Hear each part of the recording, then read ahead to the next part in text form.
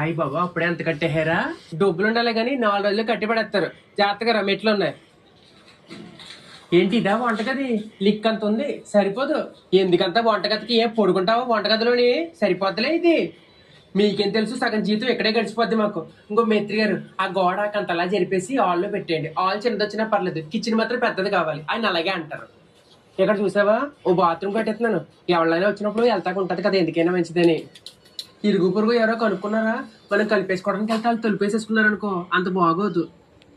ఫ్యామిలీసే కదా. పండగలకి పెట్టేసుకున్నాను గృహప్రవేశం. పిల్లలకు కూడా సెలవులు ఉంటాయని చూసుకోవాలి కదా. ఎందుకు అన్నీ అయిపోయిన తర్వాత చెప్తే దిష్టి పెట్టేస్తారు. అంతా వచ్చిన తర్వాత అత్తగారు చేయలేట్టిందని అక్కడ వాస్తు బాగాలేదు, ఇక్కడ తలుపు బాగాలేదు, ఇక్కడ బాత్రూమ్ రాకూడదని పేర్లు ఆడతారు అందరూ. ఎందుకు వచ్చింది చెప్పండి, మనకి ఇప్పుడే చేసేసుకుందాం. సామాన్ గట్ట ఎక్కడ తోకోవాలి? పలిపిల్లి ఎలాగొస్తుంది అసలు? అన్ని కిచెన్లో కిట్టించారే ఏంటి? పువ్వులు ఊరేసిన పడిపోక వెనకాల సొందే పొంది చూపిస్తాలే. ఇది చూడు ముందు, మందే మాస్టర్ బెడ్రూమ్. ఏమన్నా తక్కువైతే చెప్పు, చేంజ్ చేద్దారు. అటాచ్డ్ బాత్రూమ్ కూడా. మనకి ఎందుకండి ఎంత పెద్ద బెడ్రూమ్? పిల్లలకి ఇచ్చేద్దాం. నీకేమన్నా పెచ్చేటే వాళ్ళు ఏమైనా మన కాడ ఉంటారా? హైదరాబాద్కో బెంగళూరుకో ఉద్యోగాలు వచ్చి పోతారు. అంతకన్నా పెద్ద ఉద్యోగాలు వచ్చినాయి అనుకో, ఏ ఫారిన్ కంట్రీకో వెళ్ళిపోతారు. పండగలకి పబ్బాలకి వచ్చి 4 రోజులు ఉండి వెళ్తా ఉంటారు. అంతే అంటారా? అంతే మరి. నువ్వు ఇల్లు కట్టావని నీ దగ్గరికి వచ్చి ఉండిపోతారా ఏంటి?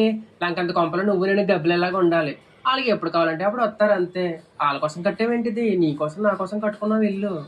మన కోసం కట్టుకున్న ఇల్లు.